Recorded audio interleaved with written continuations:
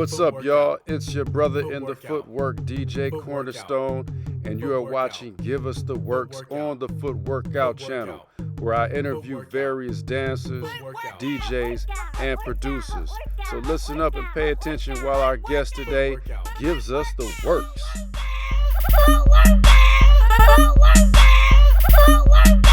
There she is. Yeah. Sister Lady Soul, come on now, run with it. Oh my God. Yeah. I have to apologize. Oh, I know you're a busy person. No, so the funny thing is that I typically never schedule things on Saturday. Oh. And that is the reason, even though it was on my radar, because like we touched bases, and in my head, it was my day off. Oh, I guess we got you working some overtime then. Conversations are not work. I love conversations, which is one of the reasons I said absolutely yes, because I believe conversations are important for understanding, for growth, for asking questions. And I also believe conversation is currency. Yeah. You got to go in a little bit more detail on that one. Yeah. But and no worries, I thank you so much, because I gotta give you I'm gonna give you your flowers a couple of times during this interview, because you are an amazing person, and on the real, and we're gonna get into all that. We're gonna get into all of it. I'm here for it. Yeah, so we rolling out the red carpet today because we got a queen of dance with us, and I want to roll you a proper introduction, if I may. So, ladies and gentlemen, we have with us not only a dancer, a choreographer, a teacher, an activist, one who's worked with such legends as Busta Rhymes, Wyclef, Lauryn Hill. Man. Oh, it's right there, yeah. Hey girl. Yeah, what up, Sister Lauren? She don't remember me. Yeah, she remember you. Yeah, I'm sure she does. We had a lot of interaction in the 90s. Yeah, wonderful decade. Y'all, she's been on BET, worked with MTV, NBC, the list goes on. And for the footwork community, for those of you who don't know, and I seriously doubt y'all don't know, look at there. The Footwork Kings, is that King Charles right there? That's actually basic. It's the cover of the Take Flight documentary. Oh, man. On canvas. Hey. My dear friend Poppin' Chuck painted that for me to commemorate that time, that moment. Yeah. So I said, I love him. I love him for that. Yes, indeed. Wow. And I got to, because you know everybody. And everybody know you. And more of us about to know you today. So y'all, let's give it up for our sister, the ambassador's ambassador, Lady Soul Garcia. Come on. And she runs with it. Thank you. You're welcome. Thank you for that beautiful introduction. I try to do you justice. I need more mouths to do you justice, because you got a good bio. Wow. And I was like, I knew there was more to you than being a manager, because that's when I first saw you as a manager of the Footwork Kings. And I'm like, there's something else to this lady here. And I go and I'm looking at Instagram, and I hear people talking. I'm like, wow. And then I start digging for myself. I'm like, dang. Like people who dig. Yeah. I think research is important, because if we just look at things from just, a cover, right? Yeah. And we don't do our proper research, try to get to know someone. You know, I just think it's important because then we may have a lot of misconceptions about people in general and who they are and just, you know, what they are or what they're not, if we're just looking at things from face value. Yeah. That's true. Yep. It's more to people than what people see. Can't judge just on the appearance. Absolutely. Yeah. So to warm up questions, let everybody know where you're from, sis. Oh my goodness. So I love to say I'm from everywhere and nowhere. Yeah. But I will give you specifics. So my family migrated from Mexico when I was in the womb in my mother's belly because I was the golden ticket. Come on now with the Willy Wonka. I was the citizenship child. Yeah. I was the one that was gonna get the whole familia over here just based on the fact that I was the one that was destined to be born in the United States of America. Yeah, come on now, that's good. That's good. And so I was born in Chicago. And then I was shipped back to Mexico as a baby. And I didn't come back until I was close to 4 years old. And Spanish was my first language. I didn't know English when I came back because I had spent those first couple of years with my abuela back in Mexico in her village. And so I learned English when I was shipped back on a tire floating across the river like a true immigrant. No. And none of that soft immigrant stuff. That you got to read a real hardcore immigrant. You know, I joke about it because it's hilarious. Yeah. The fact that I was born here, but I'm the one that gets to come back across the river on a tire. Yeah. Oh man, thank God for that tire. So I was born and raised in Chicago between West Town, which is now Wicker Park, and Humboldt Park. But I would definitely credit Humboldt Park as my real formative years. And for those that don't know, Humboldt Park is a dominant Puerto Rican community. Yeah. I grew up Mexican in Little Puerto Rico. Yeah. And so that's why I think that's one of the big reasons people usually say, oh, she's Puerto Rican. And then I have to say, actually, no, but yes, but no, but yes. I receive it. And then I moved to New York. So I spent a couple of my college years in New York, and that's where I got to know people like Lauryn Hill and Wyclef Jean, and et cetera.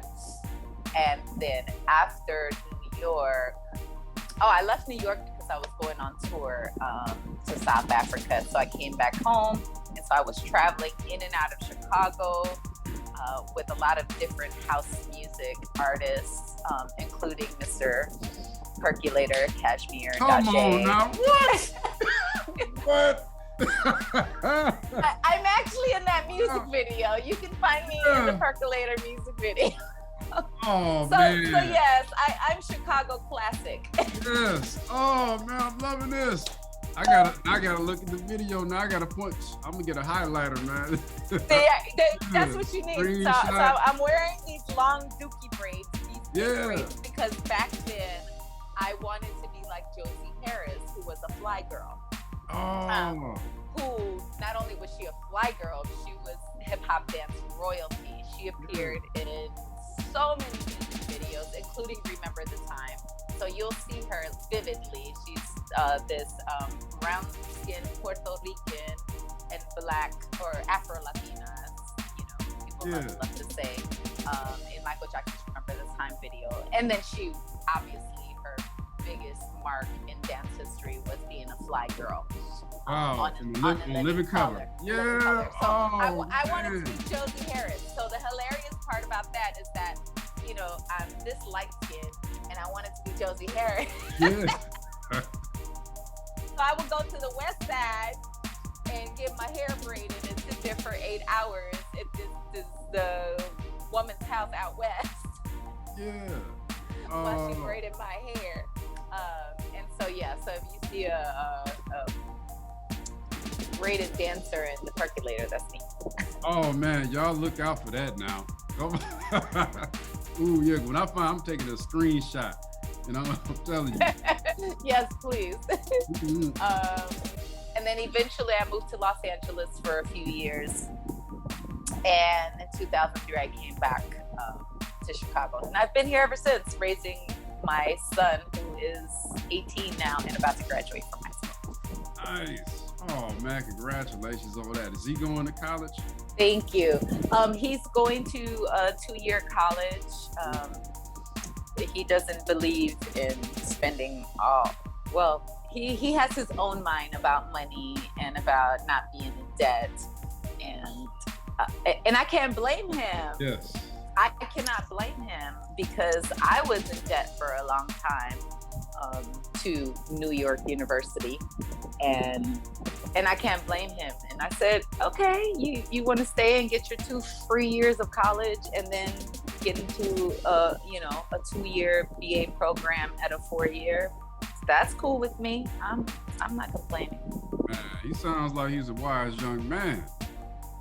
He is very wise for his age. Yeah. Of course, people love to say, well, his father and myself, we've always had an entrepreneur spirit, and we've always, we had to learn how to take care of ourselves at a very young age.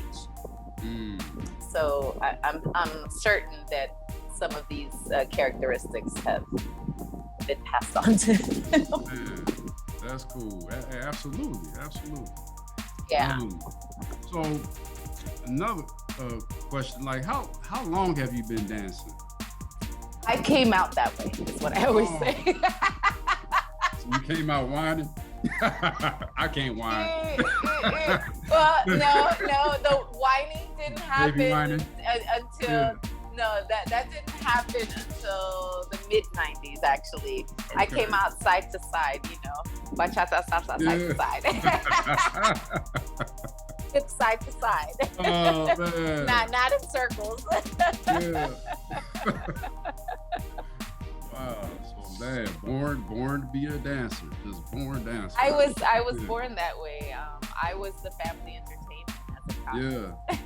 You're like, girl, go get out there and do that dance. Do that. Yeah. I was always in a circle, in the family circles, and somebody was always dancing with me and encouraging it. And, that's good.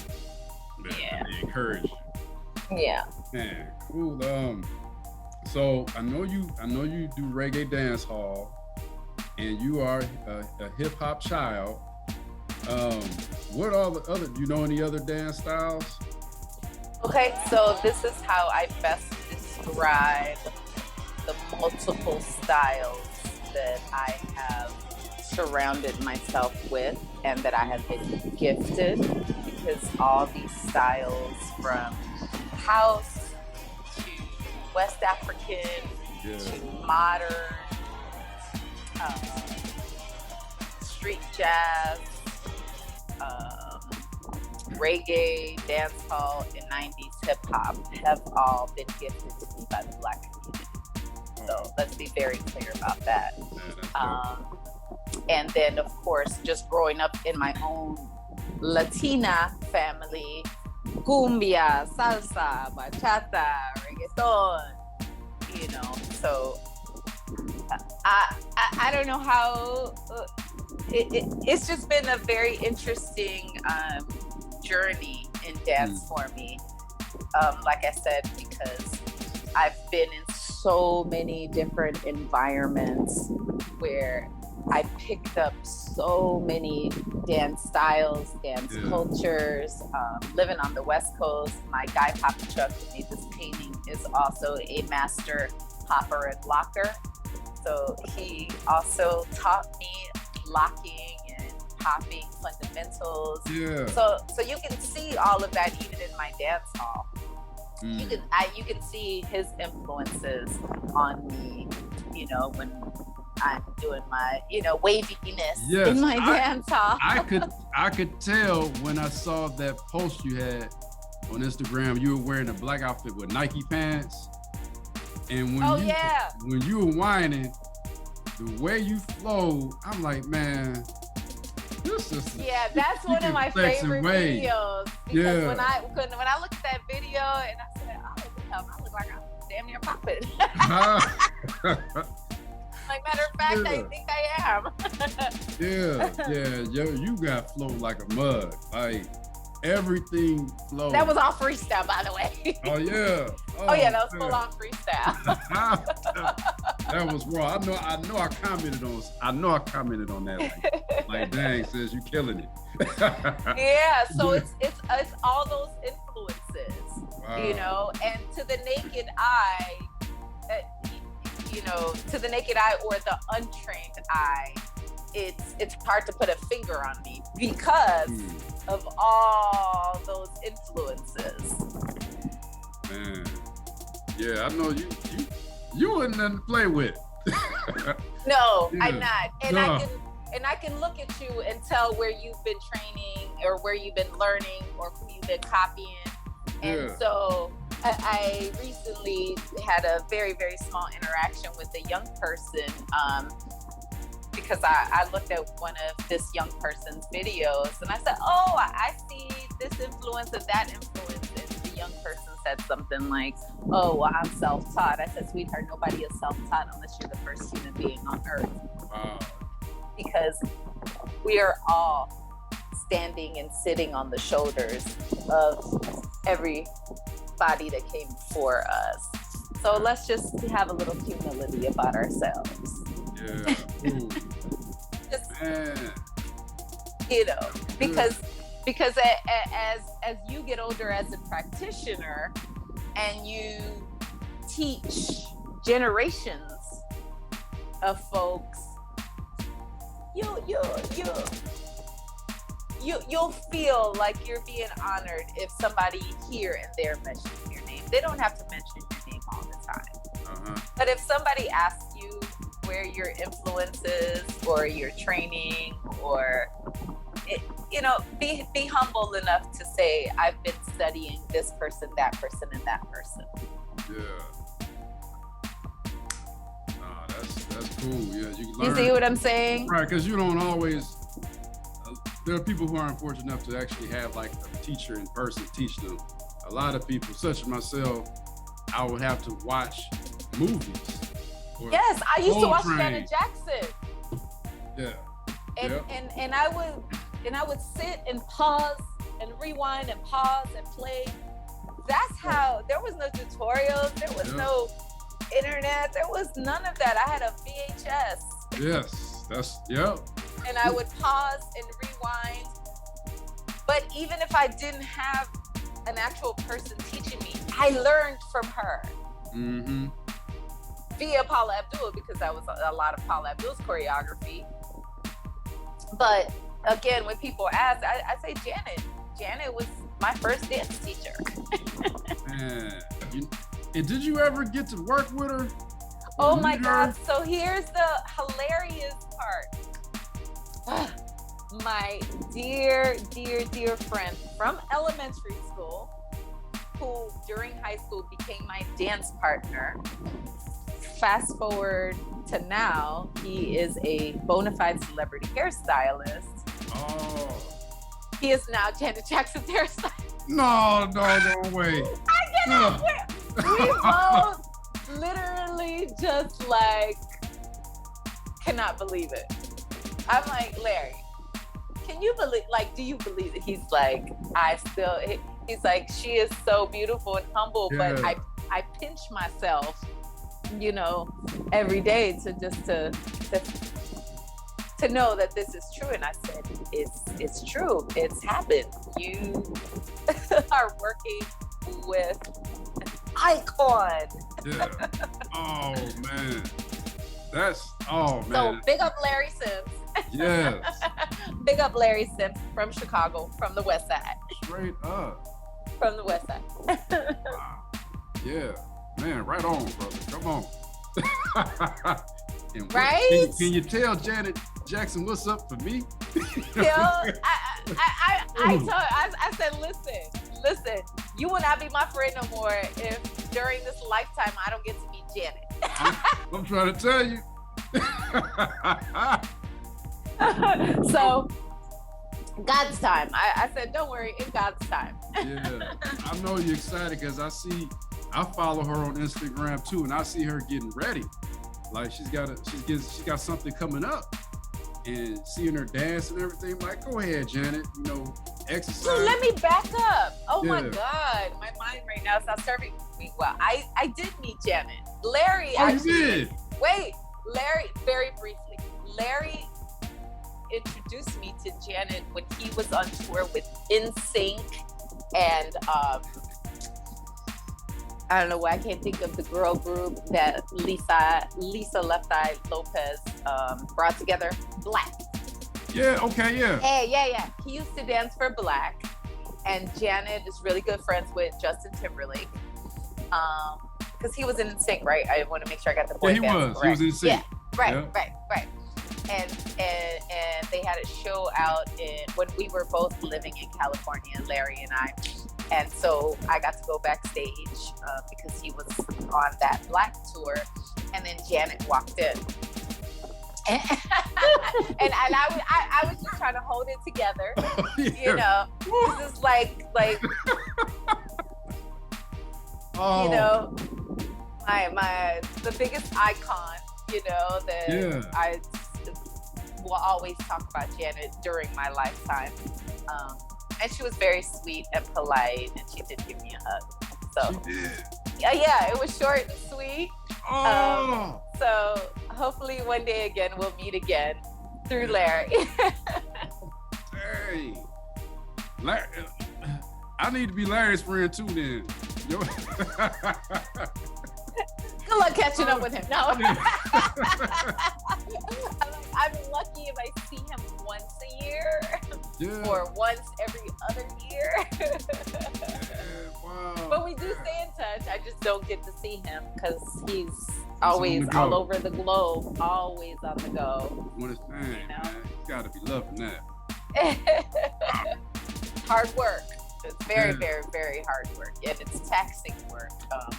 But he's been doing a magnificent job, you know, making it look like it's not super hard work, but it very much is. And you as well. Like, I'm just looking up stuff, the different like articles on the website, and you work hard. And you're so multifaceted. It's like, golly. Is your like I always write down questions before I interview somebody, and I tell you no joke. These are the most questions I wrote down. I don't even know if we're gonna get through all of it. Typically, I got 5 to 9 questions. I got like about 20 questions for you. So, well, let's be definitely conscious of time. Yes. Let's see how far we can get. Yes. One quick one. I just want to know, what do you favor? Teaching dance, choreographing a routine, or learning a routine? Teaching, hands down. Teaching. I do believe one of my purposes in life is to learn and teach. It's both, right? You can't have one without the other. You're right on that. Because if you are embarking on becoming a teacher, you have to be a great student. You can't be a half-assed student if you're going to be a serious teacher. Maybe let's add the seriousness to it. You know, because some of us are asked to teach, and we learn along the way to teach. But then there's some of us that discover that, you know, we're not really inspired to teach, and it'll show. Okay, so definitely one of your gifts is teaching. Yes, I do. I do believe that one of my gifts and one of my callings is to teach. And from what I see from you is you do of course teach dance, but you also teach other things. Like just from watching, man, like the Footwork Kings and stuff. And I had the great opportunity to talk with Brother Budilla, and he said he quoted you on one thing you told him when he was talking to you about, I don't like putting dance out there or putting anything out, and he was like worried about people taking stuff, and you just told him, it's like, hey, once you put it out there, it's not yours anymore. And it's like you teach like life lessons. Yes, and that's what I always say to people. I don't teach dance, I teach life. Yeah, that's you're a deep sister. And sometimes you know, my teachings can be very strict, and if you are someone who is in the space with me as a student or as an apprentice, and you're not accustomed to strict structure, or if you're not accustomed to high levels of responsibility, you're gonna get some really tough lessons from me. And no matter if my heart is there for you, but because I am most of the times your elder, I've lived longer than you, baby. And so just because of that, I've learned, I've lived more, so I've learned more. Yeah. And if for whatever reasons during that time that you are with me and I am too strict, or I am, you know, whatever, too much,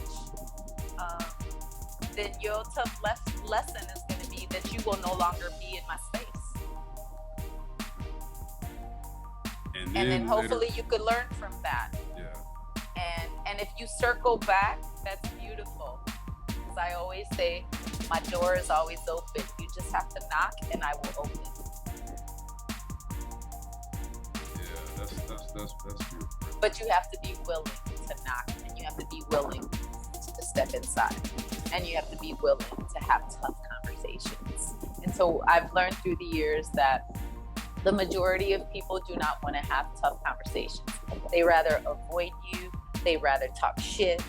They rather make assumptions. They rather create dramas in their minds about what it was, what it could have been, what it should have been, but they won't come and talk to you about it. Hey, that's your choice. With that in mind, I have a great book for everybody. Teaching everybody today. The 4 Agreements. This is a life-changing book. It's very small. It's not overly intellectual. It's 4 lessons, 4 agreements that you can adopt into your life. And one of those agreements is, do not make any assumptions.